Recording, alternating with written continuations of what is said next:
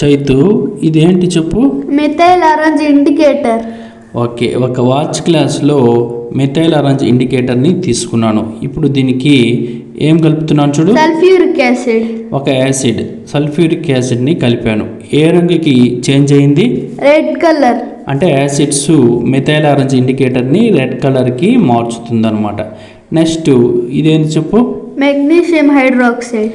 Magnesium hydroxide అనే ఒక బేస్ని తీసుకున్నాను. దీనికి వాటర్ని యాడ్ చేస్తూ సొల్యూషన్, అంటే ఇది ఒక పేస్ట్ లాగా తయారైంది, మెగ్నీషియం హైడ్రాక్సైడ్ సొల్యూషన్.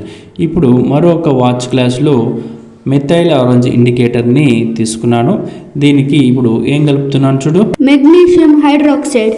అంటే ఇక్కడ మెథైల్ ఆరెంజ్ ఇండికేటర్కి మెగ్నీషియం హైడ్రాక్సైడ్ని కలిపితే ఏ రంగుకి చేంజ్ అయింది? Yellow colour. అంటే బేసెస్ మెథైల్ ఆరెంజ్ ఇండికేటర్ని ఎల్లో కలర్కి చేంజ్ చేస్తుంది.